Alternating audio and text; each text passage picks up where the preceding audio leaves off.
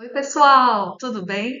Continuando assunto de direito individual e coletivo do trabalho, hoje a gente vai ver negociação coletiva, a Convenção Coletiva de Trabalho, a CCT, e Acordo Coletivo do Trabalho, a ACT. Qual é o objetivo nessa aula, né? Entender esses conceitos dessas convenções e esses acordos, as diferenças entre eles, prevalência sobre a lei e os incisos ali nesse momento do 611-A da CLT, tá? E aí a gente vai explorar alguns exemplos. Vamos aqui só separar o marcador. Ok. A Convenção Coletiva do Trabalho, ela está relacionada a um acordo normativo entre sindicatos representativos das categorias econômicas e profissionais que regulam o quê? As condições de trabalho. Quais são as partes envolvidas nesse tipo de negociação? Seria o sindicato patronal e o sindicato dos trabalhadores, tá? Então, aqui, o sindicato do empregador, ESão, e o sindicato dos empregados, certo? Esse acordo coletivo, quando eu tenho um acordo coletivo, eu estou falando de um acordo entre o sindicato dos trabalhadores e uma ou mais empresas da categoria, certo? Então percebam que aqui a parte envolvida vai ser o sindicato do trabalhador e uma empresa, tá? Portanto, meus amores, esses acordos eles permitem as negociações diretas entre os trabalhadores e esses empregadores, adaptando aí essas condições de trabalho. Lembrando que a CCT, que é a Convenção Coletiva de Trabalho, ela vai normalmente, em regra, prevalecer sobre o acordo coletivo do trabalho. Por quê? Porque as regras dela são mais amplas, tá? Como eu tenho aqui negociação entre sindicatos, teoricamente ela tem prevalência.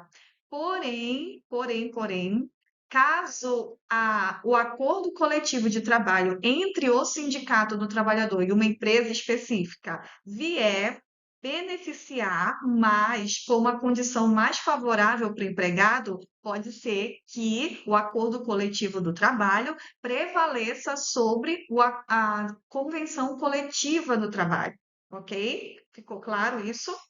Beleza.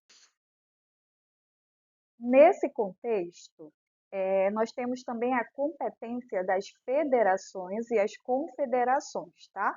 Isso está previsto ali pelo artigo 611, parágrafo 2º da CLT, e eu tenho que as federações e confederações podem sim celebrar convenções coletivas para categorias sem sindicato, organizando essas relações de trabalho, tá? Lembrando que isso aqui é previsto na CLT.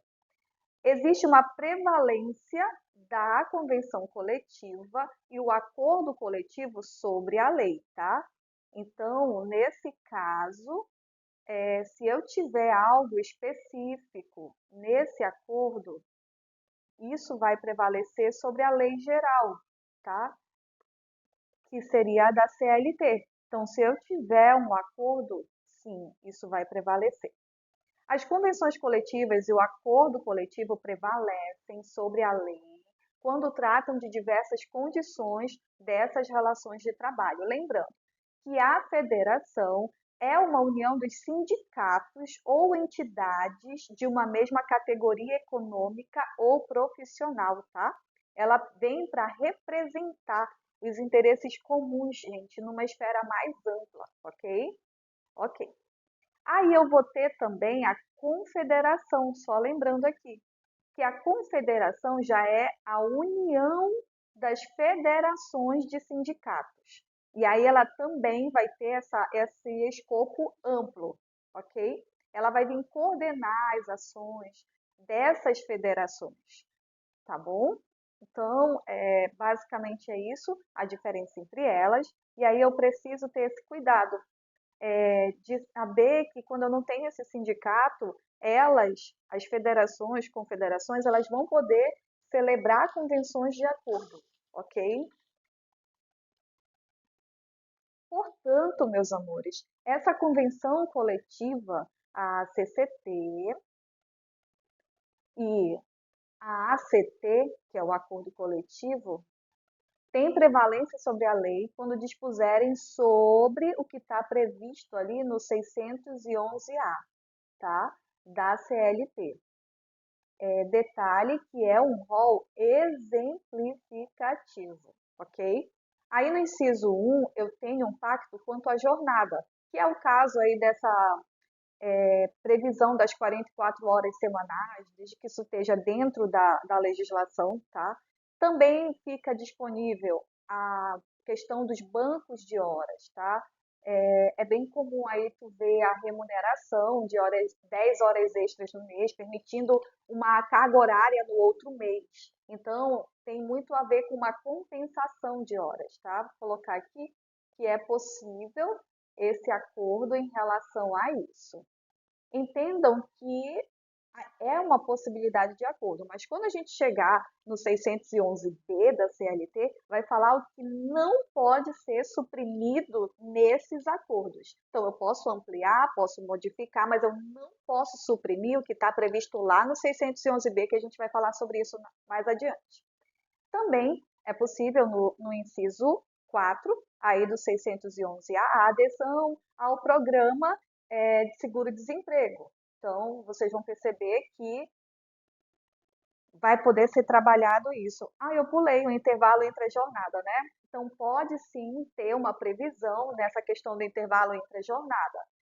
Lembrando que existe um mínimo que não pode ser modificado, tá?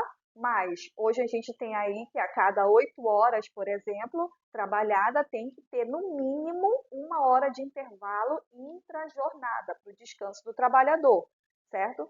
Mas lá no 611-B, a gente vai perceber que não pode ser suprimido, eu não posso ter menos de 30 minutos. Vamos analisar comparando os artigos, tá? Aí sim, agora o inciso 4, que eu pulei, a questão da adesão ao seguro-desemprego, tá? Então, as empresas elas podem negociar, sim, esse programa de adesão para evitar demissões no momento de uma baixa demanda, mas eu não posso suprimir. Eu posso trabalhar aí com ampliar, modificar, mas não suprimir. Também pode-se ter planos de cargos e salários, e isso, aliás, é muito importante para a questão do incentivo do trabalhador. Tu podes observar que também pode trabalhar compliance dentro disso, tá? Então, o estabelecimento que define tabelas salariais, plano de carreira dentro de uma empresa, acaba favorecendo que tenha uma segurança jurídica, uma segurança num plano de carreira e acaba sendo até um benefício também para essa empresa. O regulamento empresarial, lá no inciso 6 do referido artigo que a gente está vendo, esse regulamento pode vir daquele regulamento interno, tá? Código de conduta ética, por exemplo, eu vou até colocar aqui, que pode estar relacionado ao código de conduta ética. Por quê?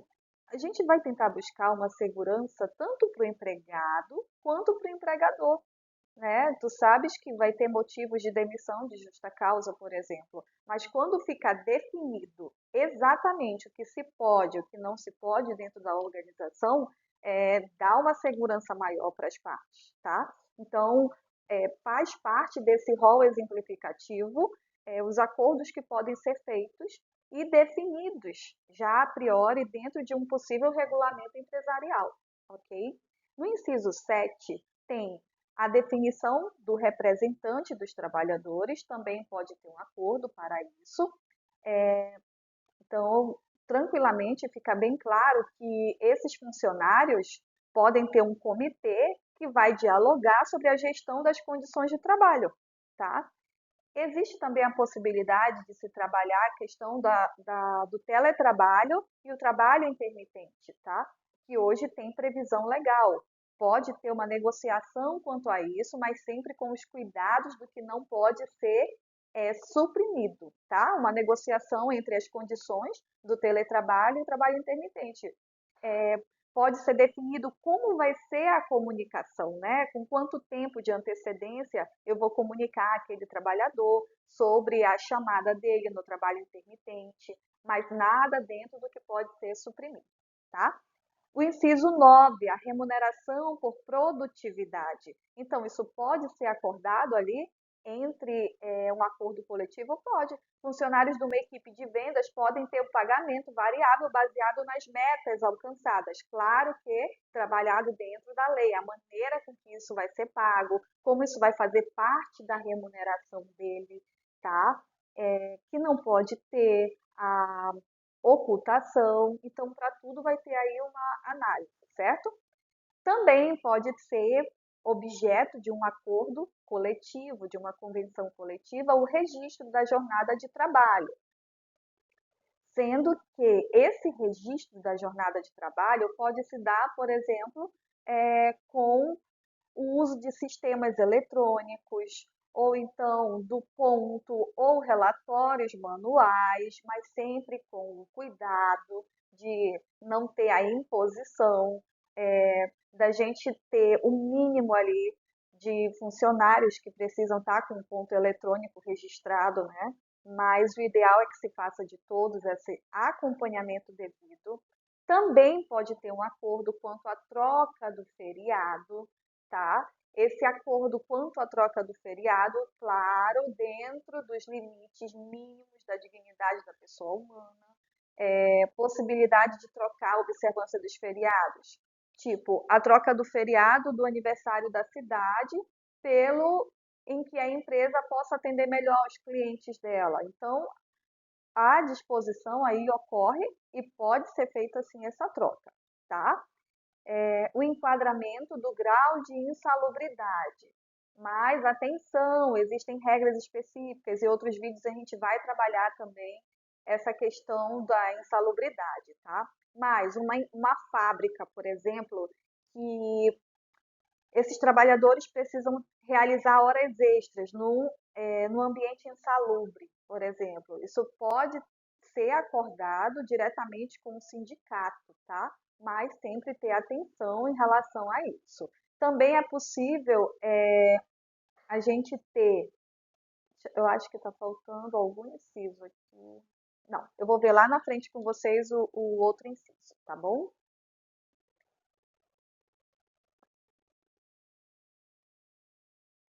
Vamos lá.